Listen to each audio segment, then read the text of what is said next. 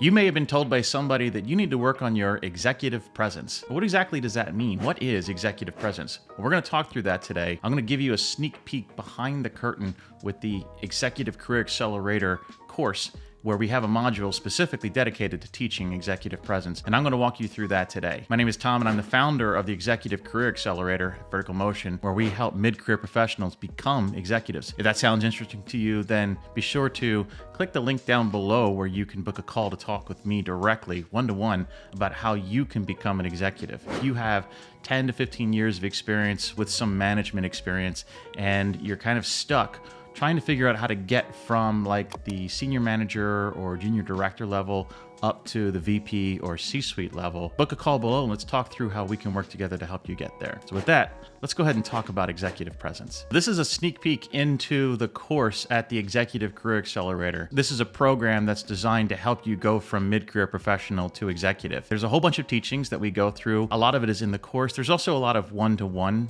communication where you and I work together on things that are specifically holding you back from taking the next level. And we work one-to-one on helping you actually go through all of the steps of this program. But there is this course that we use to kind of deliver some of the core teachings. And executive presence is one of the core teachings. What you'll see here is this program is basically built inside of Notion, which is a fantastically flexible system where you can record all kinds of things. And I did it this way specifically so that in this system, you can write things. I can also write notes inside of your Notion instance that are just for you and me to see and nobody else. You'll see this progress tracker. You'll see here's where you get started. But what we're going to do is we're going to go to module 2, which is the executive skills module. And inside of module 2, what we're going to do is we're going to go down to specifically executive presence. This is where inside the program, we actually teach what executive presence is, helping understand what makes great executives seem so confident, poised, wise, and all the other adjectives that seem to describe leaders we look up to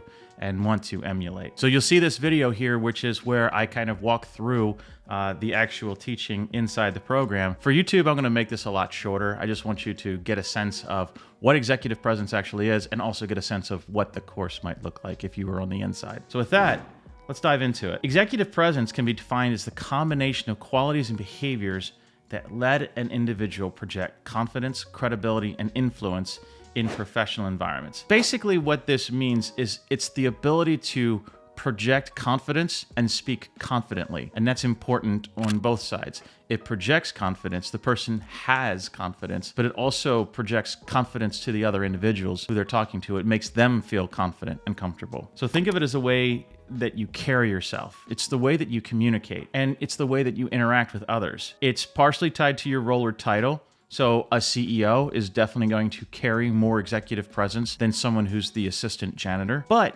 it's tied way more to how you are perceived by others in terms of your competence, your confidence, and your ability to have a positive impact on the people around you. That assistant janitor may have more executive presence than a CEO if the CEO is somebody who walks around whining and complaining all the time, and the assistant janitor walks around with confidence, poise, and has solutions to problems and kind of gives people the sense that like they're glad that this assistant janitor is here. And when the CEO walks around, you don't feel that. Title is part of it, but that's not all of it. You can absolutely project executive presence no matter what your title is. And it's important that you do so that people start seeing you as an executive as you want to move up in your career. It comes down to communicating confidence and communicating confidently. There's 3 factors that make up executive presence. The first is gravitas, which is a word that's hard to define. And so we're using a difficult to define word to define a difficult to define term. But gravitas is the weight of your personality in a space and the confidence that you exude. So think about a time when you were in a restaurant and there was some A-lister celebrity who was sitting there at a table and everybody just knew that person was there and they were having dinner, and it was like, you know, please don't get your cameras out and ask for an autograph, but you could just tell they kind of owned the space. And then when they left the restaurant, there was like a palpable sigh where everyone just kind of went back to who they were. When you have that kind of gravitas, you carry a weight in a room, in a space. That's what executive presence looks and feels like. Communication skill, the ability to inspire confidence and trust in your environment. So think of this as your ability to actually communicate clearly, communicate a sense of control, a sense of poise, a sense of confidence. Again, that word confidence, one more time, that you're communicating and inspiring confidence in those around you. And appearance, how you show up to those around you, doesn't necessarily mean what you're wearing. It's not about your clothes, although that can be contextually important. If you're wearing a suit and tie in an environment where t-shirts and shorts are the norm, or vice versa, then you're going to stand out as not necessarily being plugged into the energy of the culture, and that can affect your executive presence. It's really more about, the appearance is about how people see you. Are you put together? Are you alert? Are you calm? Or are you disheveled and kind of a mess and hurried and harried and hungover and all of those things? Your total appearance, how you show up in a space, is also a big part of your executive presence. Sylvia Hewlett, there's a great YouTube video, I'll link down below that video, where she talks about executive presence. It's a phenomenal video. It's I think it's about 6 minutes long. I definitely recommend checking out this video and checking out her book. All of those will be linked down below here, so you can check that out. This book is required reading for my program. So let's talk about questions that you can ask yourself to see if you have executive presence. Do people take you seriously? Do people value your opinion? Do people take you at your word? Those 3 questions should be enough for you to figure out whether you have executive presence. When you talk to people, are they taking you seriously, or are they second guessing you? Do people come to you and say like, hey, we're kind of stuck here and we're wondering what you think to do about this? Or if you offer your opinion, do people just kind of dismiss it as like, okay, well, thanks, we'll take that under advisement? Those 2 outcomes really define whether you have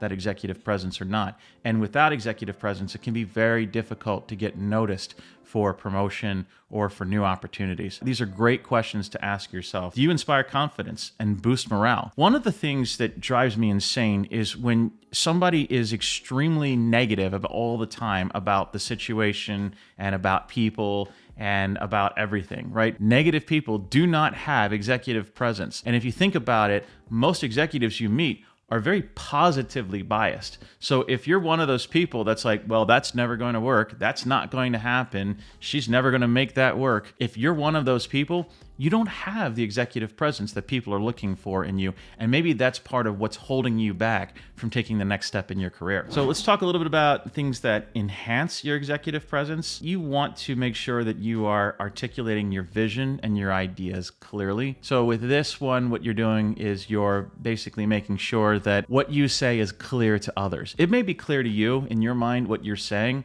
but it may not be clear to others. And you want to make sure that communication is what the listener does. You want to make sure that your listeners are understanding what you're saying. And if they're not, you need to find a way to simplify your messaging so that other people can understand it. There is great power in brevity. If you want to amplify a message, simplify it. And finally, never waste a crisis. Demonstrate an ability to operate efficiently in high stress situations. The person who was able to hold the till through the storm, right? If you're on deck in the middle of a thunderstorm holding the ship steady, that is executive presence. If you're down in the lower decks complaining about what they're doing in the C-suite and saying, they're never going to fix this, I can't believe they've let this happen. If you're that kind of person, that is not executive presence. You might be right about them not doing a great job in the C-suite, but so what? You're dead right. Nobody's going to give you the opportunity to actually do something about it if all you do is complain. When you see a crisis situation happening, take charge, offer to stand up and offer to stand out. And even if nobody gives you the space and authority to do the things, act like you have it anyway. There are ways to demonstrate your executive presence without necessarily having authority. Know yourself, know your strengths and weaknesses, and be candid about both. One of the things that I'm big on in my program is teaching authenticity. You have to be an authentic, empathetic, and audacious person or leader to become a great executive. It's my opinion. There are plenty of ways to get to the VP level role. And if you think about it, the difference between manipulation and leadership is intentionality. I want to teach people how to become great leaders so that they naturally, invariably are drawn to leadership positions over time. There are people who can teach you life hacks on how to hack your way to the C-suite. Go for it. But that's not a foundation that you can build a tall career on. What I try to teach is the foundations that you need in order to actually become a solid executive for a long period of time. And this is a big part of it. Going through understanding how to have that executive presence is a big part of that. Skipping ahead a little bit more, one more time, things that destroy executive presence. Well, there's a lot here, but arrogance will absolutely do it. Unprofessional behavior. So the stuff that you got away with when you were 22 on the back dock, that stuff's not going to fly at this stage of your career. Keep that in the basement on Friday nights. And then, ineffective communication, such as interrupting others, dominating conversations, failing to listen actively, where you are actually listening for context. You're not just waiting to answer the question, you're actually listening to the conversation. Those are important parts to make sure that you have. Otherwise, if you're not actively listening to someone, you're just waiting to cut them off, or you've already decided what you're going to say, 10 seconds before they're finished talking. That will destroy your executive presence. And there's so much more here, right? So I just wanted to give you a sense of what the program is like on the inside, kind of the teachings that are in there. And specifically, I wanted to talk to you about executive presence because I feel like this is one of the traits that's kind of misunderstood. We think of executive presence as just confidence, and then people can take that and run with it and say, well, if I'm arrogant, then I have executive presence. No.